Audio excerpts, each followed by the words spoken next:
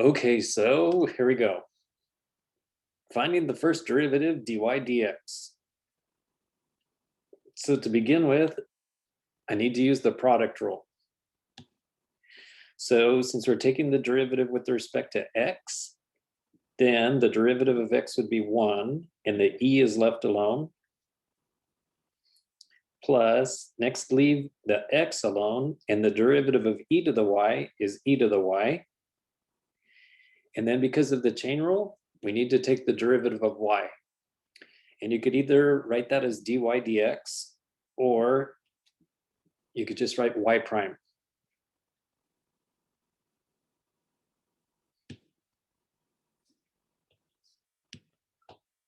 Okay, then on to the y times e to the x. So again, use the product rule. The derivative of the y will be y prime, and then leave e to the x alone. Plus, leave the y alone, and the derivative of e to the x is just e to the x. And then derivative of 2 equals 0.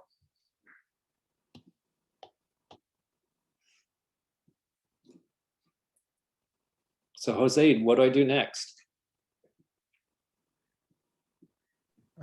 You get y prime by itself. So there's these two terms that have y prime. So I'll leave them on the left side, and I'm even going to factor out the y prime. So that would leave x times e to the y for the first one, and then plus an e to the x. And then those green ones that don't have the y prime, then subtract them to move them to the right side. So then it'll be minus e to the y and minus y e to the x.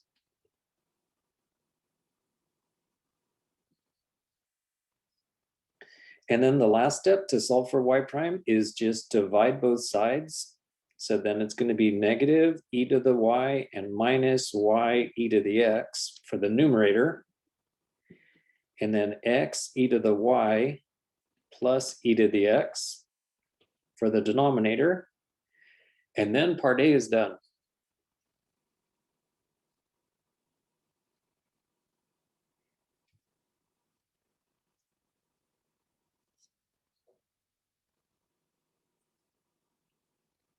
Any questions on that one?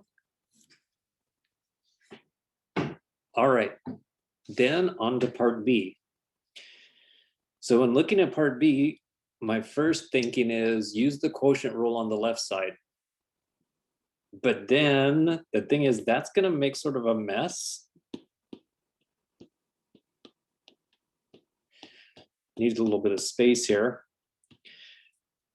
So I'm going to do the quotient rule just real fast, just to show you how it's not really going to be that nice if you use the quotient rule. So you take the derivative on the top, which would be 1 plus y prime. That's the first part of the quotient rule. And then just write down the bottom part, x minus y. And then the quotient rule goes minus.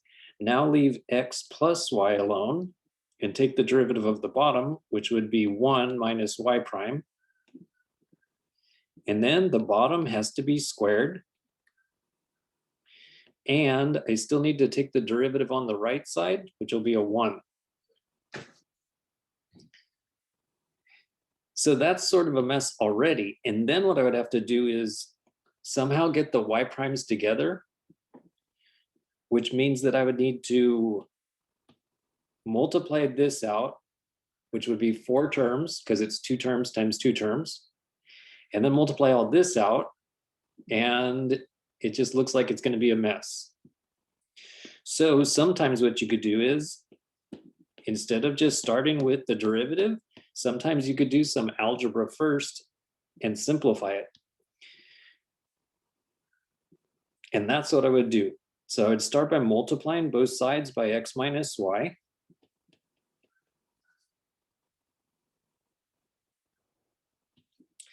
Because that way, on the left side, x minus y will cancel.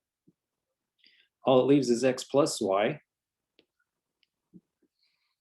And then on the right side, go ahead and multiply it out.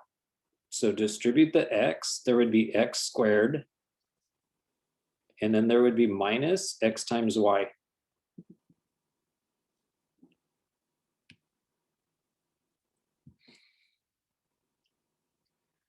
So with that little bit of algebra, now I don't even have to use the quotient rule. So taking the derivative is going to be much simpler. So taking the derivative on the left side, the derivative of x will be 1. The derivative of y will be y prime. On the right side, the derivative of x squared will be 2x, and then minus. And because the minus applies to the xy, I'm going to use parentheses and then do the product rule for the xy. So the derivative of x will be 1 and then leave y alone, plus leave x alone and take the derivative of y, which is y prime or dy dx.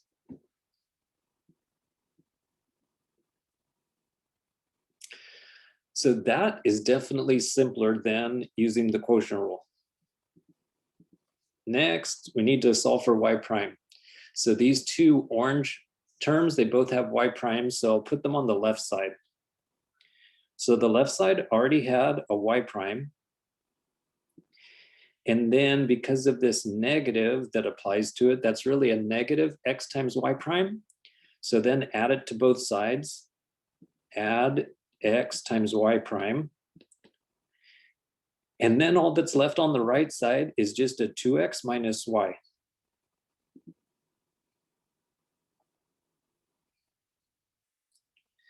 So on the left side, I could factor out y prime.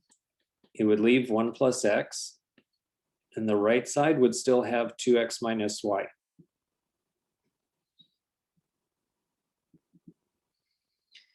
And then for the last step, all we need to do is divide to solve for y prime. So then y prime equals a 2x minus y on top, and then a 1 plus x on the bottom.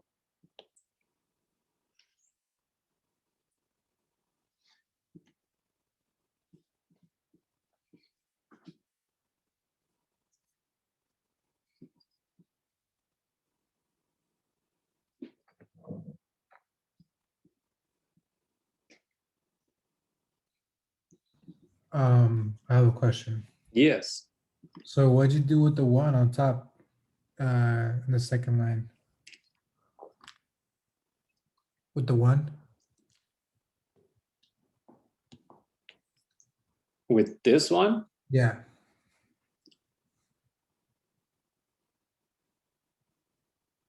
did I lose a 1? I sure did. I forgot about that one. So that means that in the next step, I should have subtracted it right here. Thanks, Jose. So Yeah. then I could fix that. Subtract a 1 right here. So then that should still say minus y minus 1. So minus y minus 1. There, now it's fixed.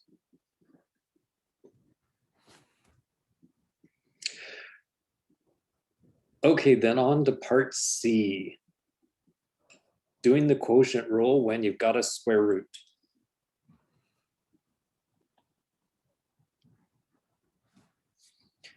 So for the quotient rule, start on the top. The derivative of the top will be 2x plus 3. And then just copy down the square root of x plus 3. Then the quotient rule goes minus. Now just copy down the top part, x squared plus 3x.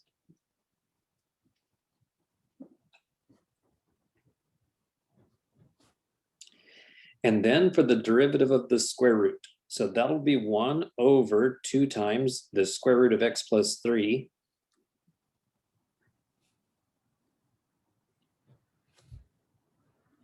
And then the derivative of the inside of that square root would be a 1. So multiply by a 1, which then doesn't change it. Daisy, do you know what else I have to do to finish the quotient rule?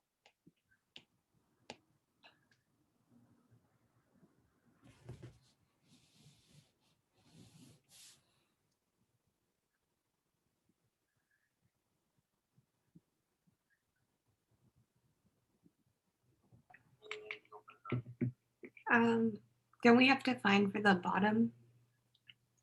So go So, to the original? so you square the original. Yeah.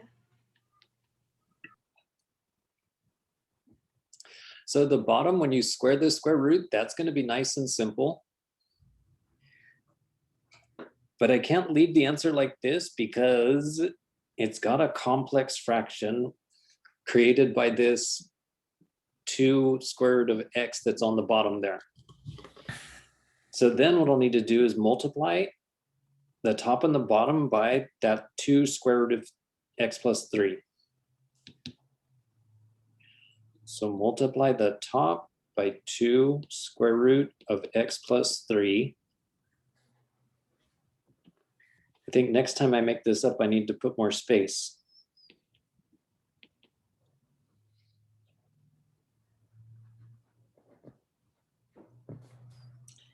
And then when you distribute it, well, when the radical multiplies with the radical, it's going to actually get rid of the square root.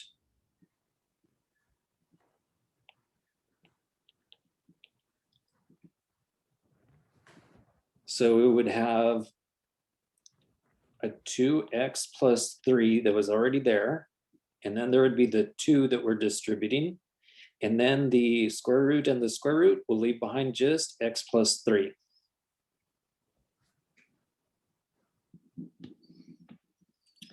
And then when I distribute it over to here, the 2 and the square root are going to cancel. So the only thing I should do is distribute the negative. So it'll become minus x squared and minus 3x.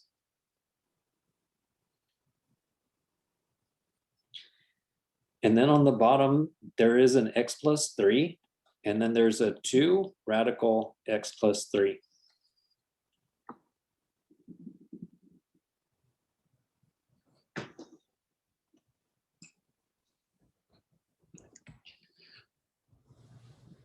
So on the bottom, you could pretty much just leave it like that. It would be fine. But on the top, well, when you multiply out the top, when you multiply out this part, there's going to be an x squared. So then that's going to have to be combined with this negative x squared. So you still need to combine like terms. So let's see, if you multiply these two, that would be 2x squared. But then you also have to multiply by this 2. So 2x squared times another 2, that'll be 4x squared. And then when you multiply these two,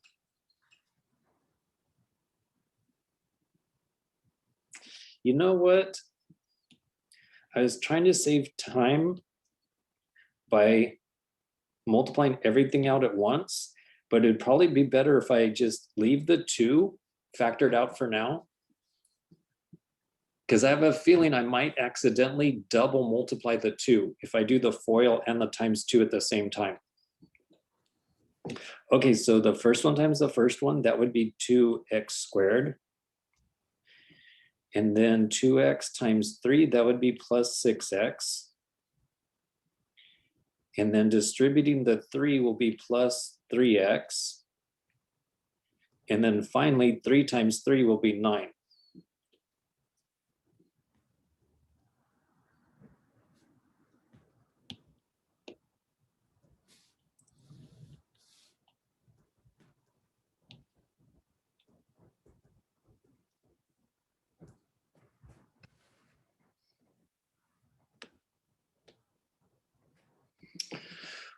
Okay, so I'm just going to copy and paste the bottom. And then for the top.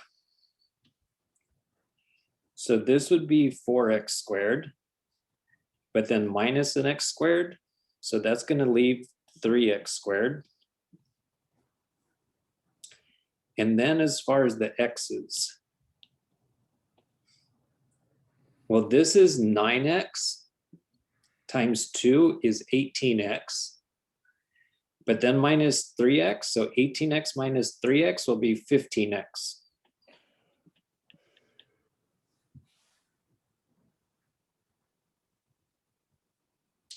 And then for the constant, that would just be the 2 times the 9.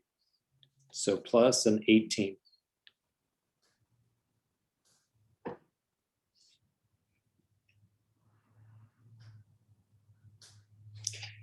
And then that one's done.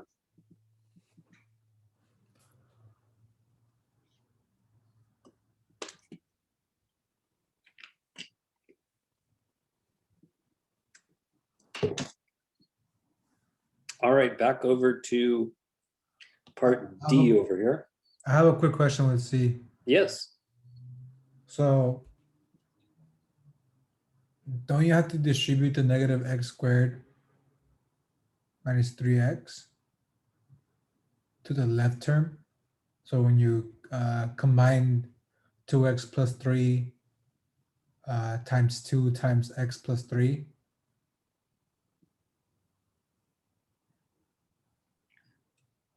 So when I multiplied those out, I got the 2x squared. And then because of this 2, so I multiply those and I get 4x squared. And then this is saying subtract an x squared. So instead of 4x squared, I've got 3x squared.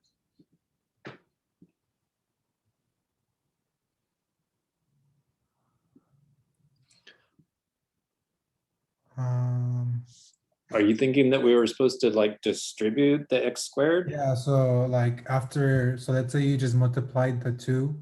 So you'd get 4x squared plus 12x plus 6x plus 18. Yes.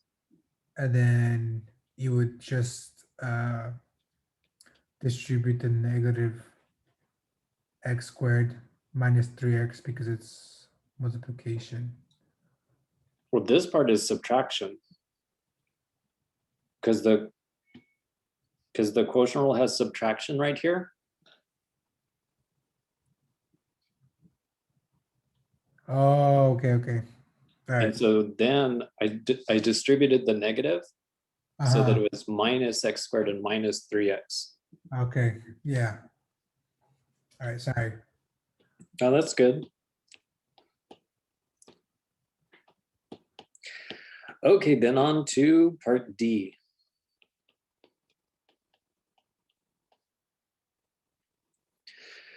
So with this one, you could actually solve for y if you want to, and you would just take sine inverse of both sides. And so this one could be done in 2 ways. You could change it to sine inverse. So y equals sine inverse of the square root of x. Or you could just leave it as it is and start taking the derivative. Well, let's see which way would be easier. So if I just start taking the derivative with the way that it is, the derivative of sine of y will be cosine of y. And then the chain rule says now take the derivative of y, so that's y prime. And then on the right side, the derivative for the square root of x is 1 over 2 times the square root of x.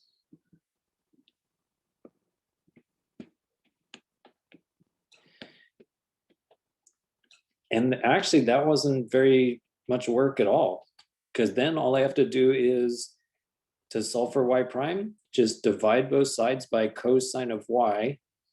So that means it's going to be 1 over 2 the square root of x, and then also divide by cosine of y.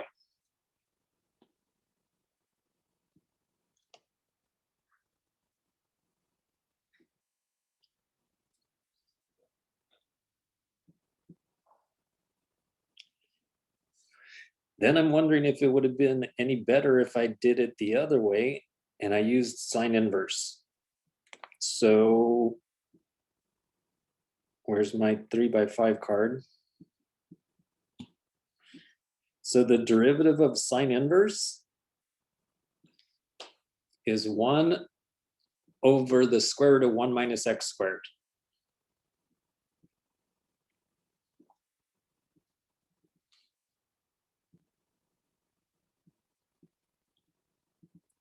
So for this one, the left side will just be y prime equals, And then the derivative of sine inverse is 1 over the square root of 1 minus something gets squared.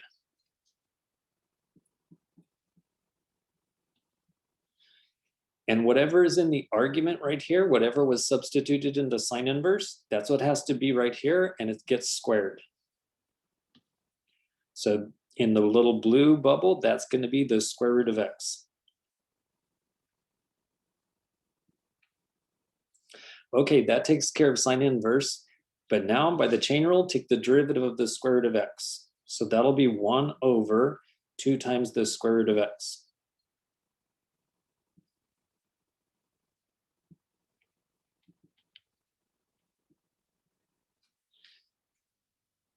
And then this could be simplified just a little bit because squaring the square root of x means it's just going to be 1 minus x in this radical.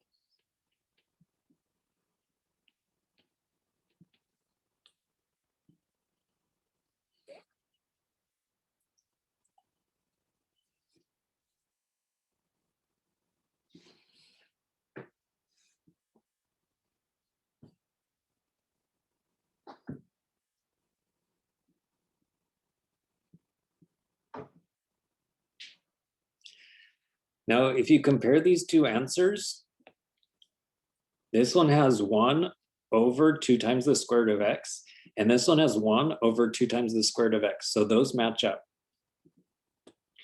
And then this one on the bottom has the square root of 1 minus x, and then this one has cosine of y. So then it must be that the cosine of y is equal to the square root of 1 minus x.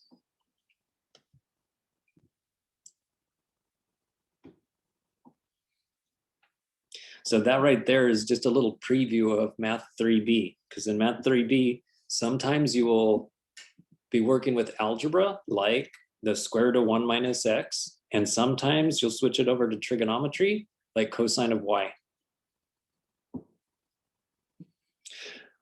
Any questions on that one, or ready to go on to number 2?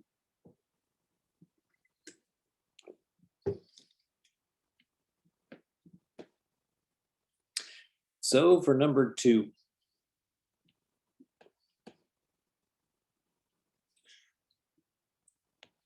so first of all, pay attention to, we're taking the derivative with respect to t.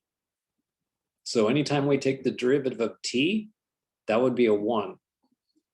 But if we take the derivative of a w, then we'll need to put either w prime or dw dt.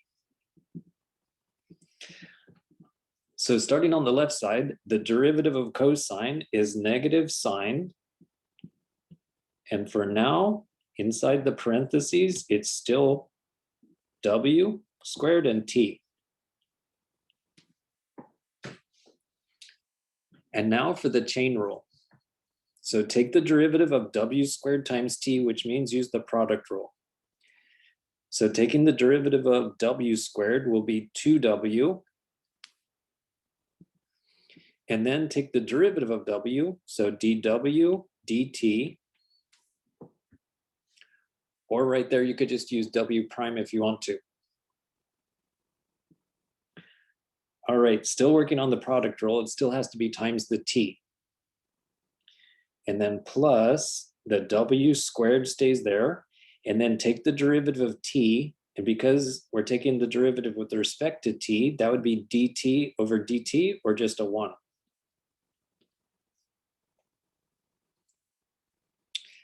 And then moving to the right side, the derivative of 4w will be 4, the derivative of w with respect to t.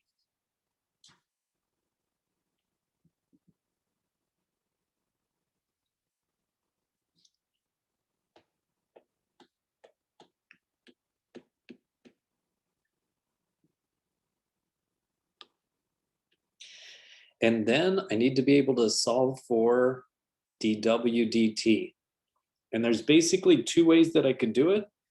One way is I could distribute this sign and multiply it with these things. But I think it would be faster and easier, instead of doing that, to just divide both sides by the negative sign. and just move it over to the right side. So the left side would have 2w times t times the derivative of w and plus a w squared.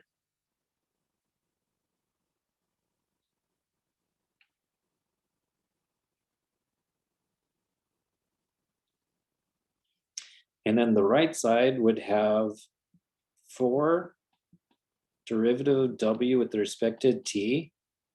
And then I'm dividing both sides by negative sign.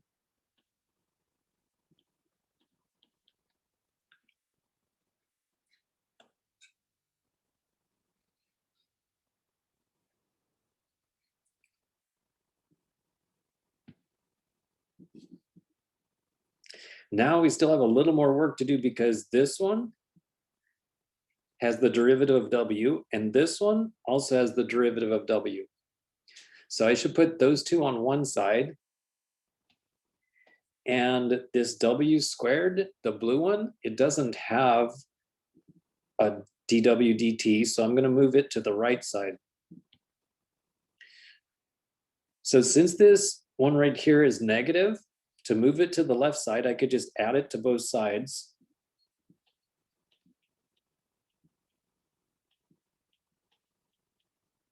So add 4 dw dt over sine w squared t.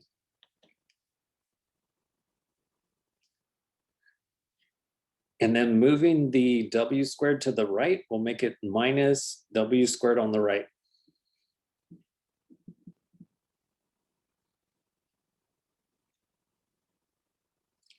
And then we only have 2 more steps. One is factor out the dw dt.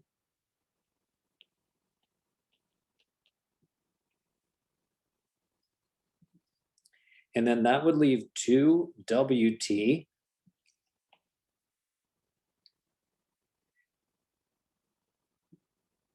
And then there's the 4 divided by the sine. But I want to rewrite that so that it's not a fraction.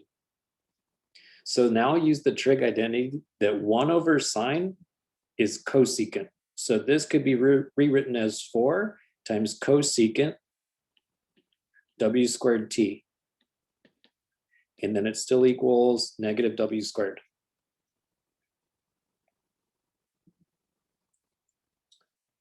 And the reason that I decided to go with the cosecant is because I could foresee that in the next step, I'm going to divide both sides. And then if I divide both sides by a fraction, it's going to leave a compound fraction, and I'm going to have to simplify it anyway. So I might as well just do it on that step.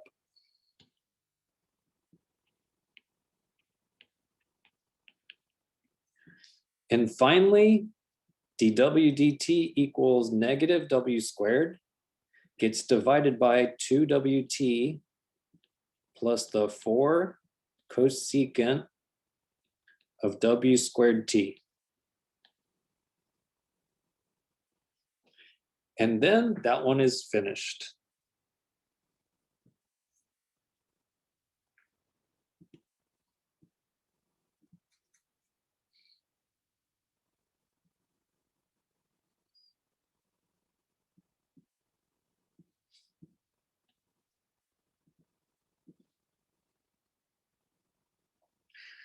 I need somewhere where I've got some blank paper.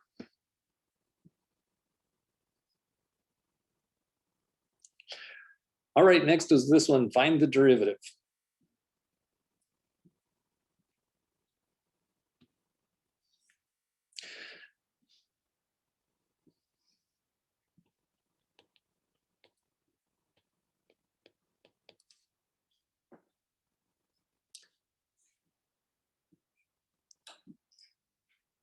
So now I'm thinking on this one, if I take the derivative of the square root, it's going to be 1 over 2 times the square root, and then I'd still have to do the chain rule. So the left side would be sort of complicated. But I could square both sides first and get rid of the radical. I think I'm going to try that. So get rid of the radical. by squaring both sides first. So the left side will only have w squared plus x cubed.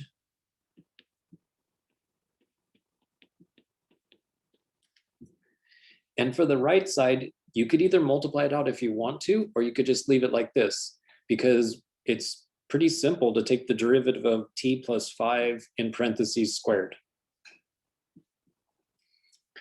Okay, now I'll start taking the derivatives. So starting with the w squared, that would be 2 times w, and then dw dt.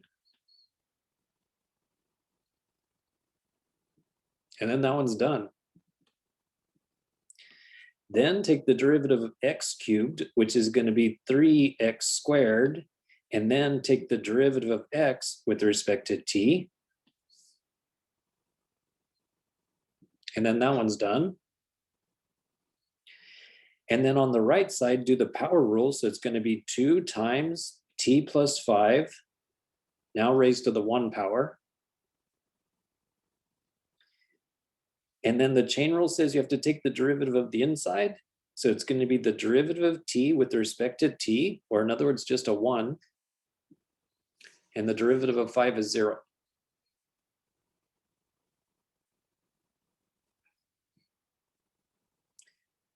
So then there's only 2 more steps. One is leave this dw dt term alone.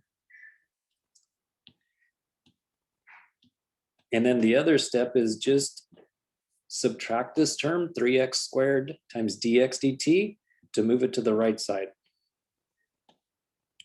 So there was already a 2 parentheses t plus 5, and then minus 3x squared dx dt.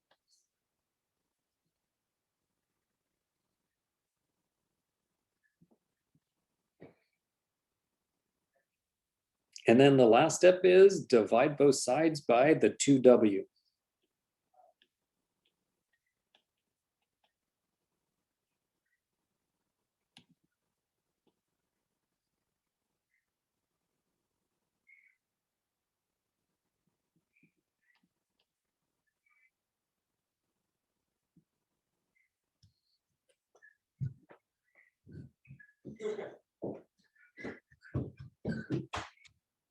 And then that one is done.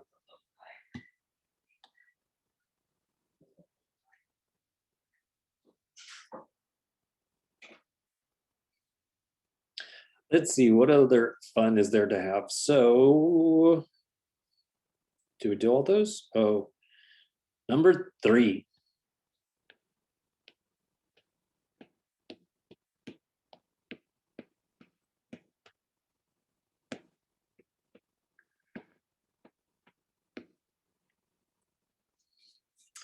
Find 2 critical values. And critical value means where does the derivative equal 0?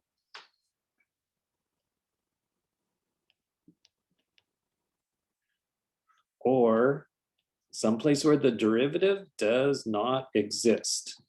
So those are the 2 possibilities when it says critical values. Okay, so start by taking the derivative. Y prime equals the derivative of x is a 1.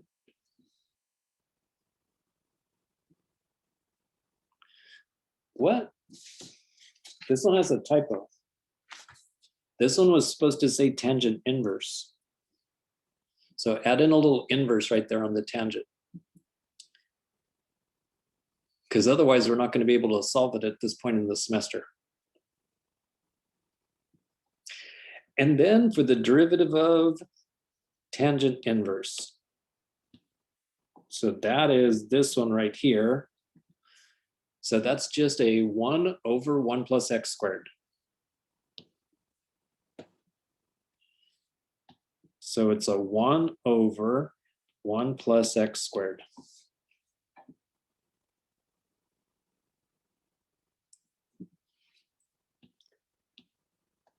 Now, as far as this part, the derivative does not exist. Well, that happens if you divide by 0. So if this bottom part right here was 0, that's where the derivative does not exist. But if you put 1 plus x squared equal to 0, then you subtract 1 from both sides, it becomes a -1. And then when you take the square root, you get an imaginary number. And for math 3A, 3B, and 3C, we don't use imaginary numbers. So that we're not going to use. So derivative does not exist. That's not going to be a possibility. But when you set it equal to 0, we should be able to get an answer by using algebra. So just set it equal to 0. And then because this little fraction is subtracting, you could then add it to the other side or add it to both sides.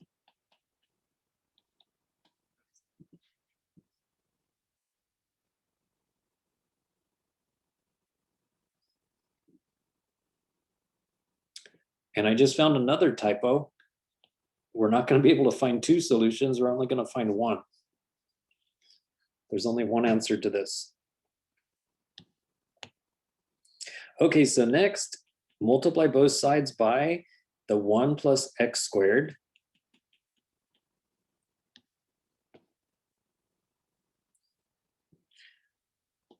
So that means that on the left side, it just has the number 1, and on the right side, it would have 1 plus x squared.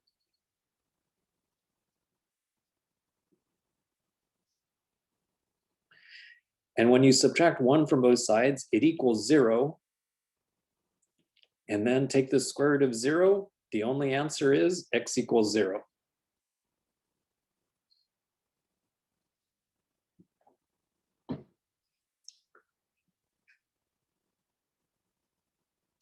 Next,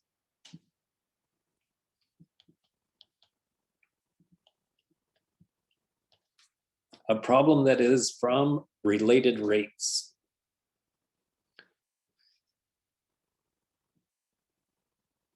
So rate, that means derivative, and related means that you're going to have more than one derivative, and there's some type of relationship or equation that shows you the relationship between the derivatives.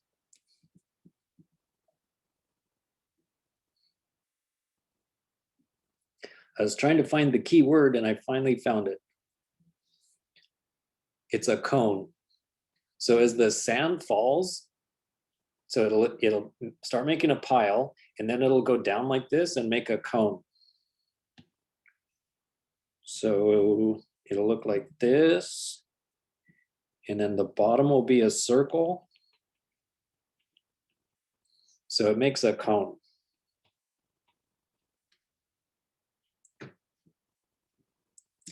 And then if you look at this part, that's cubic meters, which means volume.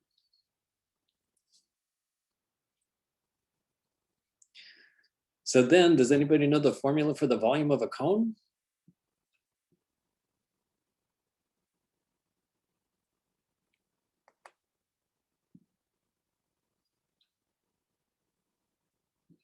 Volume of a cone?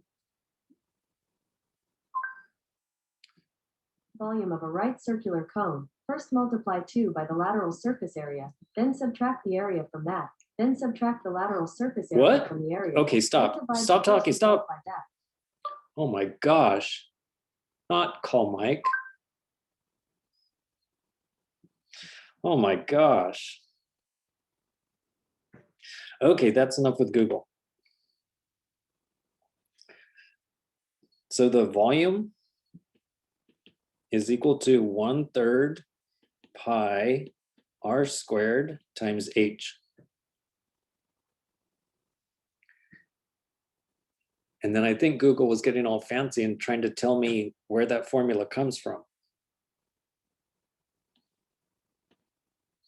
So radius will be down here. This is the radius. And then the h will be perpendicular to that. So this, oh, I didn't want a highlighter, I wanted a pen. This is going to be the h for the height.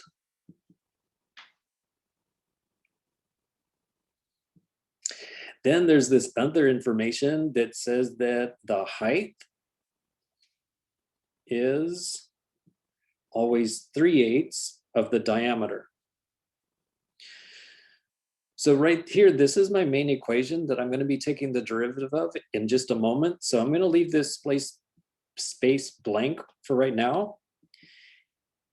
And then for this part that says the height is 3/8 of the base diameter, I'm going to put that over on the side. So the height is always equal to 3/8 of the diameter.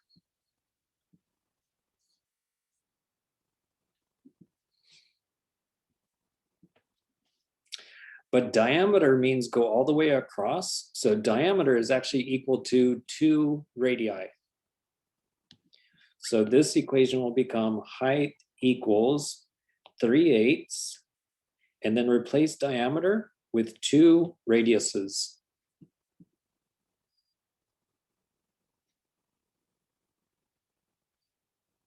So quite often when you do related rates problems, you'll have a side where you're doing the algebra, and then a side where you're doing the calculus.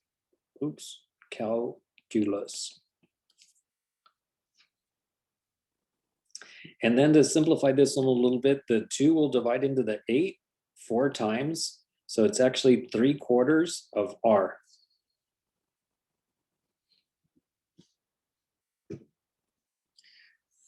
Okay, now I have all the parts that I need. The next thing I need to do is figure out what they are asking for. How fast is the height changing? So in other words, they're saying the derivative of the height equals what?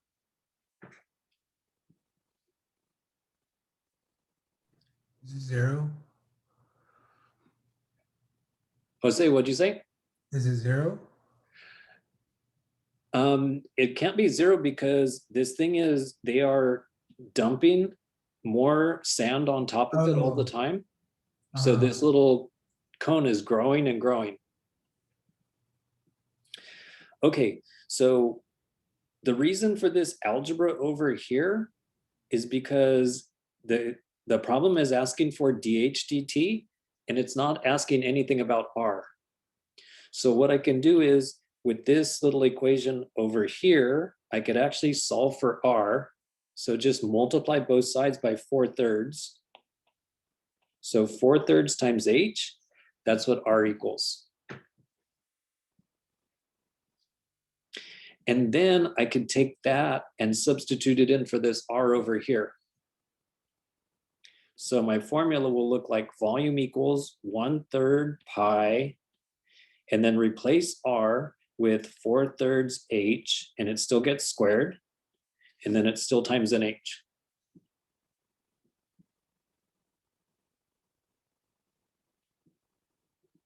And then I'm still going to do a little bit of algebra and simplify before I take the derivative. So there would be 1/3 pi, and now square the 4, so that would be 16. Square the 3, that would be 9.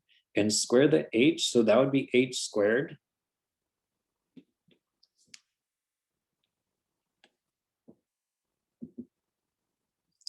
And then I'm going to simplify even more. So when you multiply the 3 and the 9, that's going to be 27. So it's actually going to be 16 over 27 pi, and then h cubed.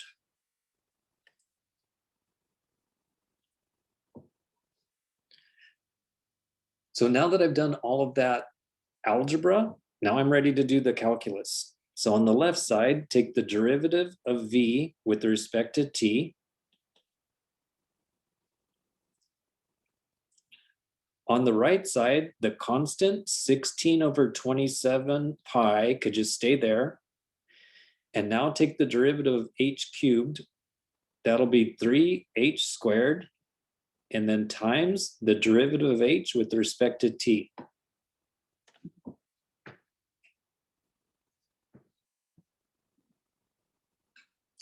And now I need numbers to plug in.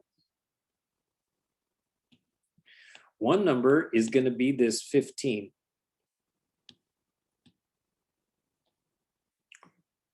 So this, if you look at the units, Well, on top is how fast the volume is changing with respect to, on the bottom is seconds. So that's dV dt. So for this one, we'll plug in the 15.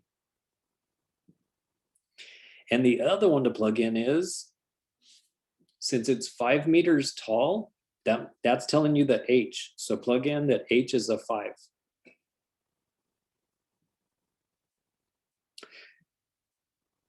And in case nobody else has ever told you, make sure that the units are always the same, because sometimes they'll put part of it in meters and like part of it in centimeters or something like that. So you always have to make sure the units are the same. Or some of it could be in feet and then some of it in yards. You would have to make sure the units are the same. But here it's all meters and meters cubed, so that's good. Okay, back to the equation. So the dV dt, that's 15.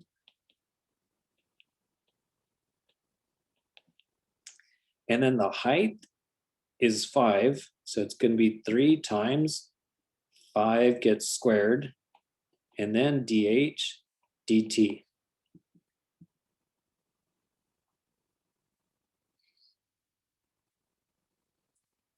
So then just simplify this. Well, a 3 will divide into a 27 9 times.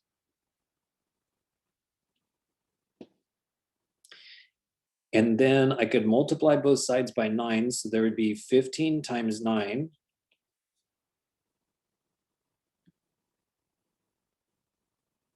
And then I could divide both sides by a 16 and a pi and a 25. So then divide both sides by a 16, a pi, and a 25.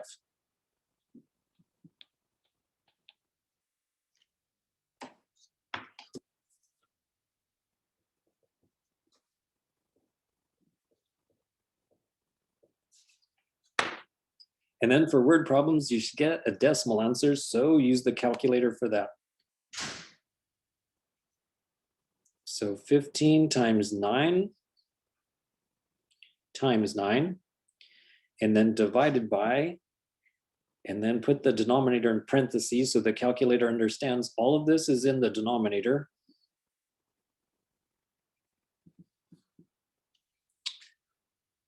So a 1074 with a decimal at the beginning, 1074. So a decimal at the beginning,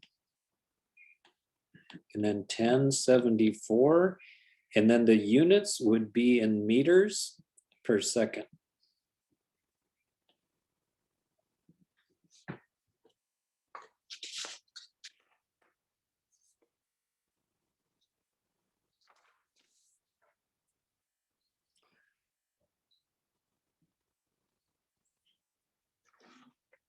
So then I was looking at our online homework system, at least the one that we use. Daisy, do you use online homework? Yeah, we use the Newton Alta. Okay, how do you like it? It's good. It like if you it does like it determines your progress on how you get the problem correct or not. So it's kind of good, kind of bad. If you get it wrong, it'll like keep you at where you're at and give you more to practice. Yeah. So I used it last summer when we first, well, I guess when we first went on, no, yeah, it was last summer.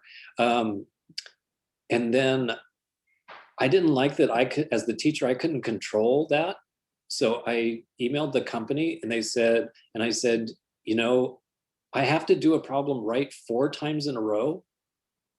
So if you get it right 3 times in a row, and then you accidentally type in a 12 instead of a 2, then they're like, nope, you got it wrong. And then you have to start all over. Yeah. And I was like, can't I, I'm the teacher, can't I change that? They're like, no, we like it this way. Okay, then for this one. So this one is giving you the velocity. So this is a picture of the velocity.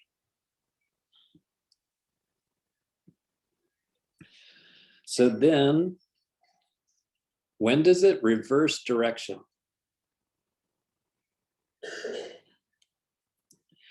So it might be tempting to think that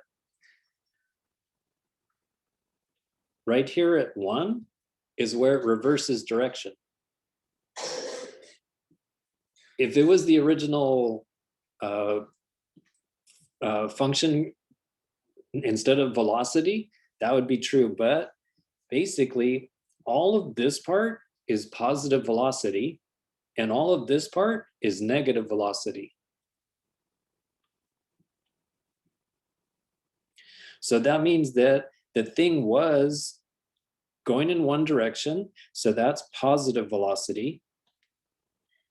And then it turns around and goes in the other direction, and then that's negative velocity. And then the point in between those two,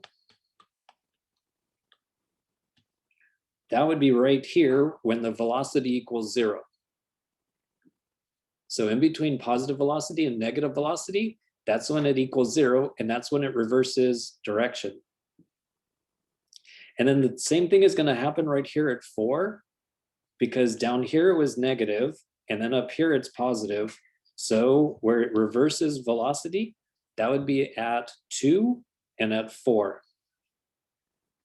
So for part A, that would be when t equals 2, when t equals 4.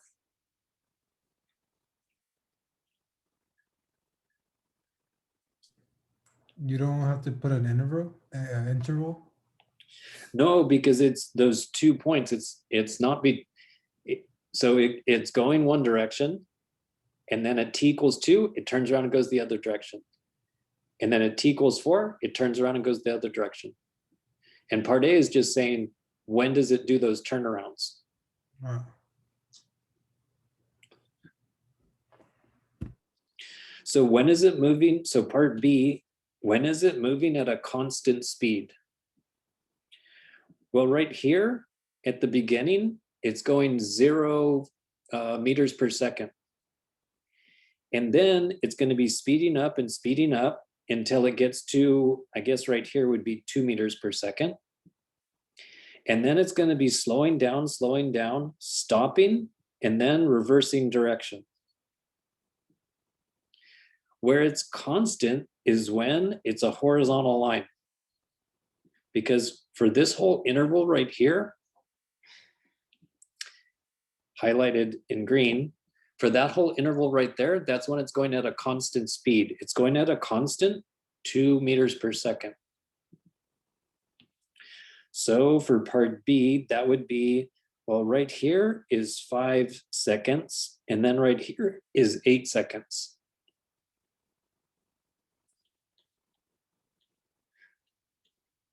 So then, since it's that whole interval from 5 to 8, you could write it like this, or you could write it like this, from 5 to 8.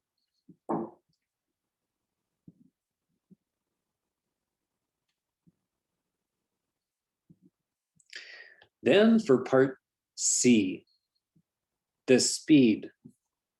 Well, speed and velocity are almost the same thing, except speed is always considered to be positive. Velocity could be positive or negative, meaning forwards or backwards, but speed is always positive. So basically, all we need to do is, let me clean up the graph real quick. All we need to do is take any negative part, which is going to be this part, and then flip it so that it becomes positive. So just flip it up across the x-axis. So for part C, it would then look like it would have one little triangle right there, the original one. Then the one that I just flipped would be like another copy of it. And then the rest of the graph could just stay the way that it is because it was already positive.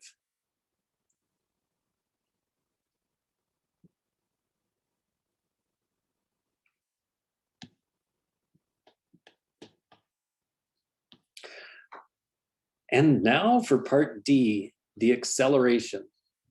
Well, acceleration, So if the original function was distance, then the first derivative is the velocity, and the derivative of the velocity is the acceleration. So for part D, they're really saying graph the derivative of this blue function.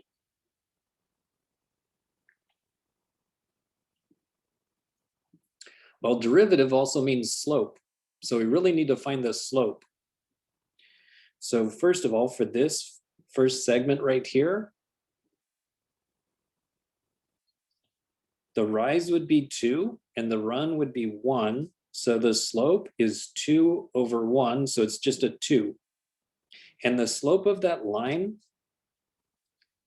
it's always the same. It's always a 1. So that means that, or excuse me, it's always a 2. So that means that the acceleration would always be 2 from 0 to 1 second. Now, because this is a corner, the derivative does not exist. And because this side doesn't have a left side, the derivative does not exist. So actually, technically, these should be open circles.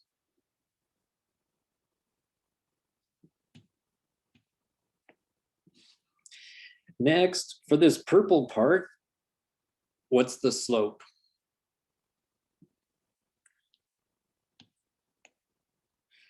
Well, it goes from x is a 1 to x is a 3. And it goes from a height of 2 down to -2.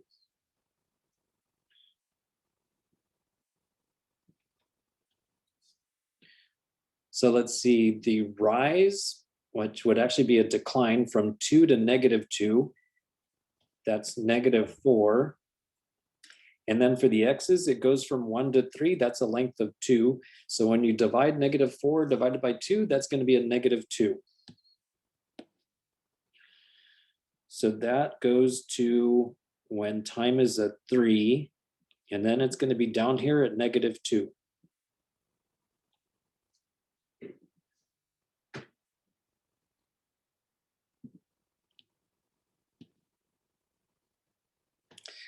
Okay, then on to the next segment, this pink one. Well, if you look at the first one and then the pink one, I think they're parallel. I think they're going to be the same slope, but let's just see. So for the x's, it's going to go from 3 to 5. So its slope is going to be on the bottom from 3 to 5, that's a length of 2. And then it's going from -2 to +2. So it's going up by 4. So yep, that turns out to be a slope of 2 also. So that's from 3 to 5. It's also a slope of 2.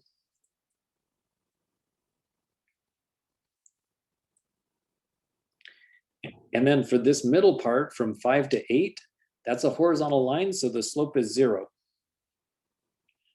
So from 5 to 8, that would be right here. It equals 0.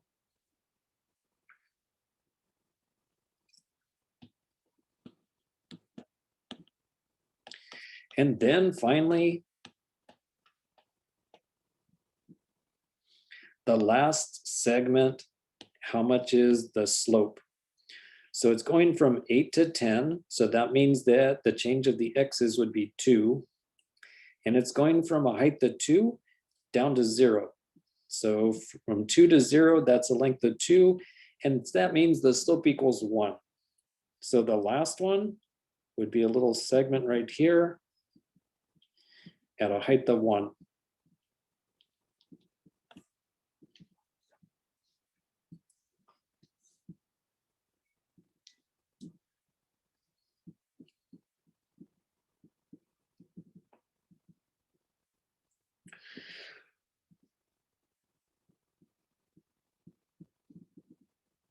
So number 6 is very similar to the one that we just did with the tangent inverse, but I just want to show you this one real fast. Hold on. For letter D, On this one? Yeah, so the graph we just did was for velocity. So the graph that's given is the velocity. Oh, okay, never mind. All right, I got it. So then that means when it's horizontal, that's when the velocity stays the same for part B.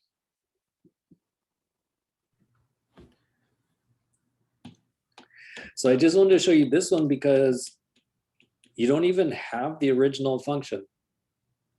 All that I give you is the derivative. And how do you figure out what the original function is doing if you don't even have the original function? Well, the function is increasing means that the derivative is positive. And since we have the derivative 1 over x cubed plus 8, so what would make that positive?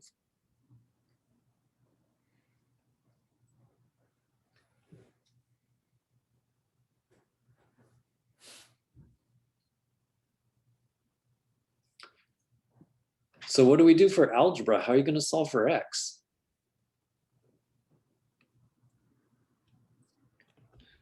Because the typical thing to do would be, oh, I got a fraction, so I'm going to multiply both sides. I'm going to multiply both sides by x cubed plus 8, because that way they'll cancel. But the problem with that is it would leave 1 on the left side, but then the right side says 0 times something. So it's going to say, did you know that 1 is bigger than 0? Yeah, that's nice. There's 4 quarters and $1, but that doesn't help me solve for x. So instead, there's another way to look at it. And that is, if you have a fraction and it equals a positive, there's 2 ways that that could happen. Either you have a positive divided by a positive, or you have a negative divided by a negative. And with this one, I know that the top is already positive, so that's following this part. So that means that the bottom has to be positive as well. So then I could just separate that off and say the bottom has to be positive. And then we're only 2 steps away from being done. So you could subtract 8 from both sides. It's going to be a negative 8. And then take the cube root of both sides, and the cube root of negative 8 will be a negative 2.